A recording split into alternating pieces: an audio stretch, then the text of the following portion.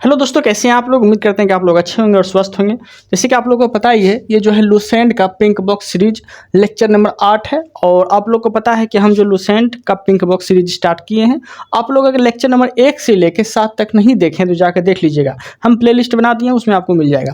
ये जो है लेक्चर नंबर 8 है, जिसमें हम पढ़ने वाले हैं अकबर द्वारा जीते गए प्रदेश। ठीक है, अकबर द्वारा जीते गए प्रदेश या फिर अकबर के सेनापति द्वारा जीते गए प्रदेश। ठीक है, वो जानेंगे। जैसे कि मालवा का जो शासक था, मालवा का शासक बाज बहादुर था। कौन था? मालवा का शासक बाज बहादुर था।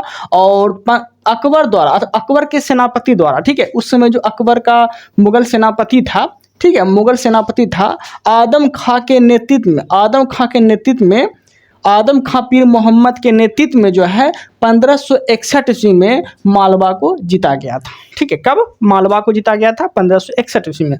ठीक है, आगे देखते हैं चुनार को कब जीता गया था? तो चुनार को जीता गया था 1562 में। चुनार को कब जीता गया था? 1562 में। और चुनार का जो उस वक्त शासक था वह कौन था? तो वह था अफगानों का शासक था। उस वक्त चुनार पर अफगानों का शासन था। और 1562 ईस्वी में जो है मुगल सेना का जो नेतृत्व कर रहे थे वो कर रहे थे अब्दुल्ला खां के नेतृत्व में 1562 ईस्वी में जो है 1562 में चुनार को जीता गया था। ठीक है, यहाँ तक कोई दिक्कत नहीं है। आगे देखते हैं आमेर का जो शासक था उस वक्त, आमेर का शासक भारमल था। और 1562 ईस्वी में जो है भारमल से आमेर जीता गया। किसके नेतृत्व में? तो ये जो है ये मतलब उस वक्त जो भारमल था ना, ये स्वेच्छता से जो है मतलब स्वयं जो है वो अधीनता स्वीकार कर लिया था अकबर के नेतृत्व में। ठीक है, और स्वेच्छा से अधीनता स्वीकार कर लिया था। कब? तो 1562 में। कौन? तो आमेर का शासक भारमल ने। ठीक है, आगे देखते हैं मेरता का शासक कौन था? तो मेरता का शासक था जयमल। कौन था? मेरता का शासक जयमल था। और मेरता को कब जीता गया? तो मेरता को जो है 1562 में जीता गया। कब जीता गया? 1562 में जीता गया। और उस वक्त कौन था? मुगल सेना नेतृत्व कौन कर रहा था उस वक्त? तो वह कर रहा था सरफुद्दीन। कौन कर रहा था? सरफुद्दीन जो है उस वक्त मुगल सेना के नेतृत्व कर रहे थे। और यह जो है मेरता को जीता गया। ठीक है, और मेरता का शासक उस वक्त कौन था? तो जयमल। कब जीता गया? तो 1562 ईस्वी में। और मुगल सेना नेतृत्व कौन थे उस वक्त जिसके नेतृत्व में जीता गया? तो वो जीता गया सरफुद्दीन के नेतृत्व में जीता गया। ठीक है, आगे देखते हैं गोंडवाना को जो शासक था, ठीक है, मतलब थी बोल सकते हैं, गोंडवाना के जो शासक थे उस वक्त थी वीर नारायण दुर्गावती थी। कौन थी? वीर नारायण दुर्गावती थी। और दुर्गावती से जो है 1564 में जो है दुर्गावती से गोंडवाना को जीता गया। और मुगल सेना नेतृत्व कौन कर रहे थे? तो आसफ खान नेतृत्व कर रहे थे। कौन कर रहे थे? आसफ खान नेतृत्व कर रहे थे। और आसफ खान के द्वारा 1564 में गोंडवाना को जीता गया। ओके, आगे देखते हैं मेवाड़ का शासक कौन था? तो मेवाड़ का शासक जो था वह था उद्यम सिंह। कौन था? उद्यम सिंह था। और कौन था? तो राणा प्रताप था।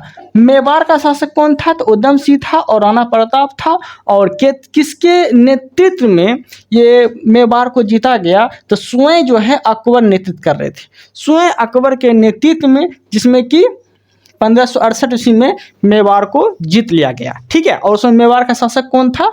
तो उदय सिंह और राणा प्रताप सिंह। कौन थे? उदय सिंह और राणा प्रताप सिंह थे। ठीक है, यहां हम लिख देते हैं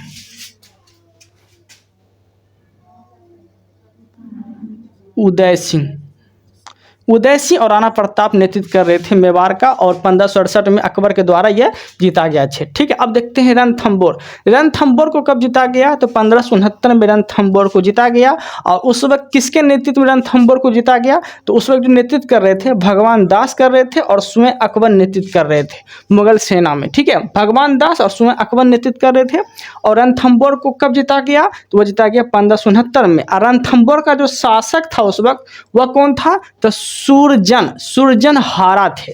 कौन थे? सुरजनहारा जो है उस वक्त शासक थे रणथंबोर के। ओके, देन आगे देखते हैं कालिंजर को कब जीता गया? तो 1569 में कालिंजर को जीता गया। कब जीता गया? 1569 में कालिंजर को जीता गया। और कालिंजर का जो शासक था वो कौन थे? कालिंजर के शासक? तो वह थे रामचंद्र। कौन थे? रामचंद्र। कालिंजर के शासक रामचंद्र थे और कालिंजर को जीता कब गया? 1569 में जीता गया। किसके नेतृत्व में जीता गया? तो जीता गया मजनू खां काकशा के नेतृत्व में, जो कि मुगल सेना नेतृत्व कर रहे थे। मजनू खां काकशा के नेतृत्व में यह जो है कालिंजर को जीता गया। कब? तो 1569 में। ओके,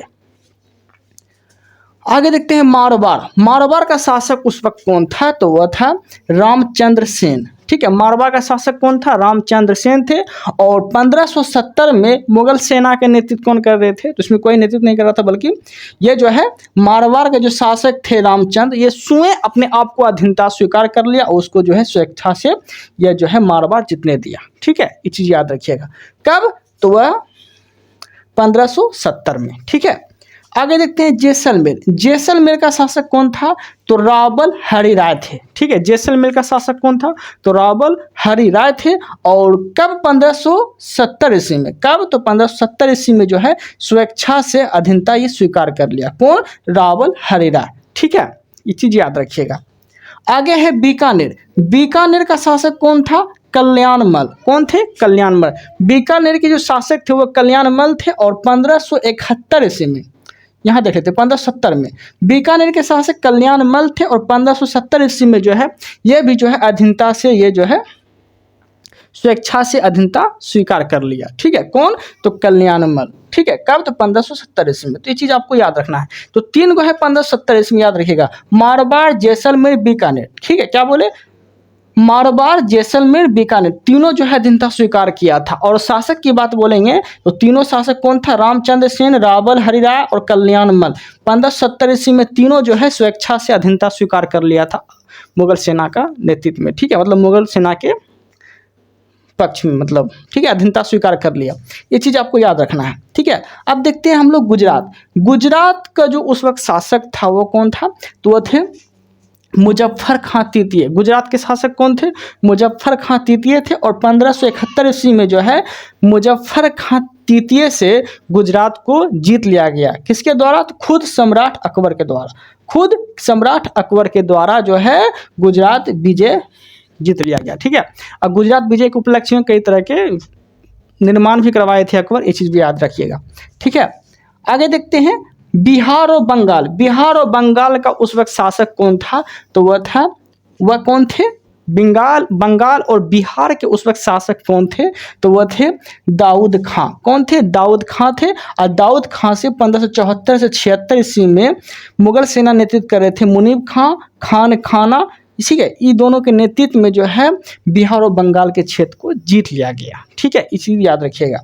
ओके, आगे देखते हैं काबुल। काबुल के शासक उस वक्त कौन थे? तो काबुल के जो शासक थे वह थे हकीम मिर्जा। कौन थे? हाकिम मिर्जा थे काबुल के शासक। और 1581 ईस्वी में जो है मानसी और स्वयं अकबर और भगवान दास और कासिम के नेतृत्व में, मतलब यहाँ देख लेते हैं, काबुल का शासक कौन था? हकीम मिर्जा था। ठीक है, कब जो है 1581 में जो है काबुल को जीत लिया गया। किसके नेतृत्व में? तो मानसी और अकबर के नेतृत्व में यह जीत लिया गया काबुल को। ठीक है, तो काबुल को जीतने की बात बोलेगा तो 1581 में खुद अकबर के द्वारा और मानसी के द्वारा जीत लिया गया था। ठीक है, आगे कश्मीर। कश्मीर का जो शासक था उस वक्त यूसुफ याकूब था। यूसुफ याकूब खां जो है कश्मीर के उस वक्त शासक थे। और कश्मीर के शासक से 1586 ईस्वी में कश्मीर को जीत लिया गया। और उस वक्त जो है नेतृत्व कौन कर रहे थे? मुगल सेना नेतृत्व तो वह कर रहे थे भगवान दास और कासिम खां। भगवान दास और कासिम खां नेतृत्व कर रहे थे। और कश्मीर के शासक से याकूब जो कि शासक था उस वक्त 1586 में कश्मीर को जीत लिया गया। ठीक है, तो कश्मीर का शासक कौन था? तो याकूब। कौन थे? यूसुफ याकूब खां। कब? तो 1586 में कश्मीर को जीत लिया गया। किसके नेतृत्व में? तो वह भगवान दास और कासिम खां के नेतृत्व में। ठीक है, तो ये चीज़ भी आपको याद रखना है। आगे देखते हैं उड़ीसा। उड़ीसा का जो शासक था उस वक्त उस था निसार। कौन थे? निसार खां थे। उड़ीसा के शासक कौन थे? तो निसार खां थे। ठीक है, और निसार खां से जो है 1592 1592 ईस्वी में निसार खां से उड़ीसा को जीत लिया गया। और मुगल सेना नेतृत्व कौन कर रहे थे? तो मानसी कर रहे थे। मानसी के नेतृत्व में जो है उड़ीसा को जीत लिया गया। किससे? तो निसार खां से। कब? तो 1592 ईस्वी में। तो ये चीज़ आपको याद रखना। आगे देखना है सिंध। सिंध को कब जीता गया? तो सिंध को 1593 ईस्वी में। और सिंध के शासक उस वक्त कौन थे? तो जानी बेग थे। सिंध के शासक जानी बेग थे। और सिंध को 1593 ईस्वी में अब्दुल रहीम खाने खाना, जो कि मुगल सेना के नेतृत्व में ये भूमिका निभा रहे थे, अब्दुल रहीम खाने के द्वारा जो है सिंध को जीत लिया गया। और सिंध के शासक उस वक्त कौन थे? जानी बेग थे। कब जीता? तो 1593 ईस्वी में जीता। ये सब चीज़ भी आपको याद रखना है। ओके, आगे देखते हैं। अब देखते हैं यहाँ पर यार, ठीक है, यहाँ पे बलूचिस्तान। बलूचिस्तान, अब देखिए बलूचिस्तान का जो शासक था वह कौन थे? तो पन्नी अफगान थे। बलूचिस्तान के शासक कौन थे? तो पन्नी अफगान थे। और पन्नी अफगान से 1595 ईस्वी में मीर मासूम, जो कि मुगल सेना नेतृत्व कर रहे थे, मीर मासूम के नेतृत्व में इसे जीत लिया गया। ठीक है, कब? तो 1595 ईस्वी में। और बलूचिस्तान का शासक पन्नी अफगान से 1595 ईस्वी में मीर कासिम के द्वारा बलूचिस्तान को जीत लिया गया। ओके, आगे है गंधार। गंधार के जो शासक थे उस वक्त, गंधार के शासक मुजफ्फर हुसैन थे। कौन थे? मुजफ्फर हुसैन जो है गंधार के शासक थे। गंधार के शासक मुजफ्फर हुसैन थे।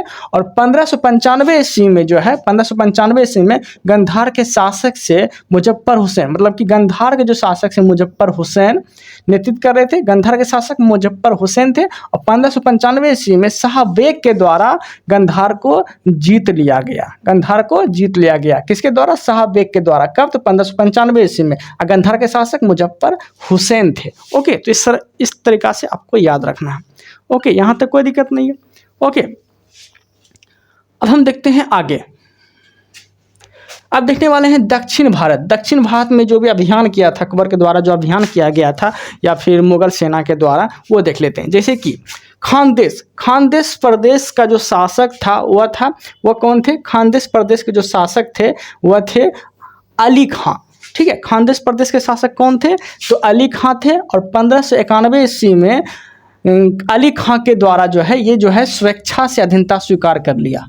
अकबर के सेना के सामने जो है अली खां स्वेच्छा से अधीनता स्वीकार कर लिए और खानदेश को जीतने दिया। ठीक है, अब देखते हैं दौलताबाद। दौलताबाद के शासक कौन थे? तो वह थे चांद बीबी। कौन थे? चांद बीबी थे दौलताबाद के शासक। और 1599 ईस्वी में दौलताबाद के शासक चांद बीबी थे। ठीक है, जो कि 1599 ईस्वी में मुराद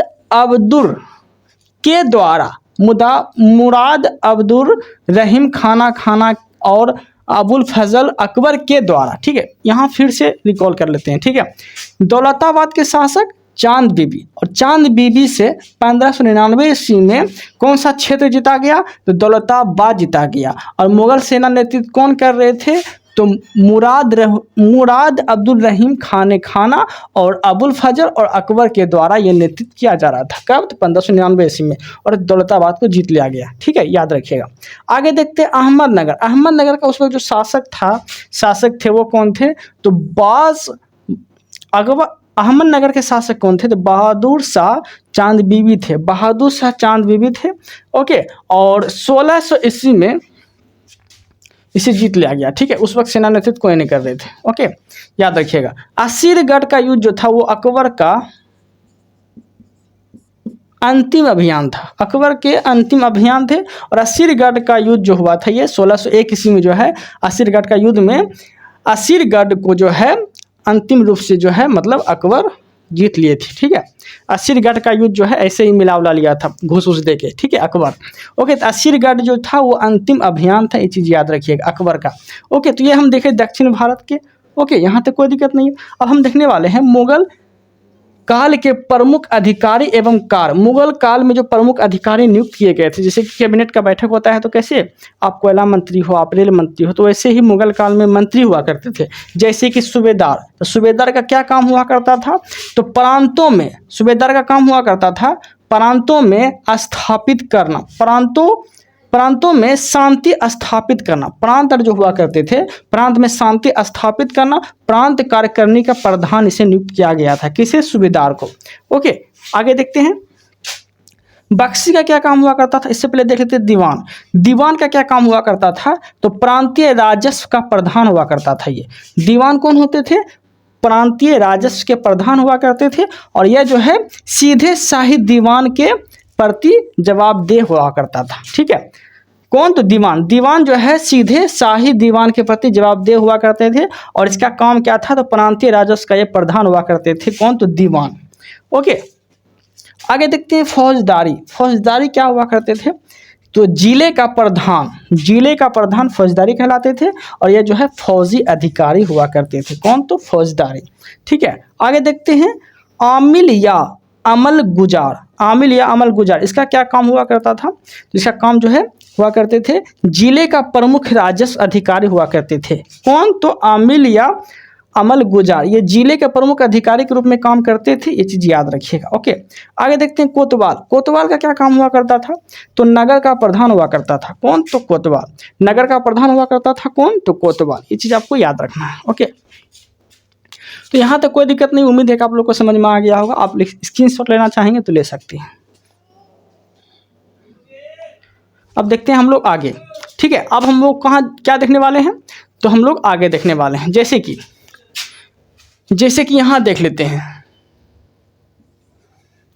जैसे ही हम अधिकारी को देखें ना, किसका क्या काम हुआ करता था, वैसे ही आमिल हुआ करता था। एक आमिल क्या हुआ करते थे, तो आमिल जो है ग्राम के कृषकों से प्रत्यक्ष संबंध बनाना, ग्राम के कृषकों से मतलब किसानों से प्रत्यक्ष संबंध बनाना जो है आमिल का काम हुआ करता था। और एवं जो है इसका काम क्या हुआ करते थे, तो लगान निर्धारित करना। लगान निर्धारित कौन करते थे, तो वह करते थे आमिल। कौन करते थे, आमिल जो है ये लगान निर्धारित करते थे। तो ये चीज़ आपको याद रखना है। कौन, तो आमिल। अब देखते हैं खेती जो हुआ करते थे, खेती देख लेते हैं। जैसे कि एक खेती था पोलज।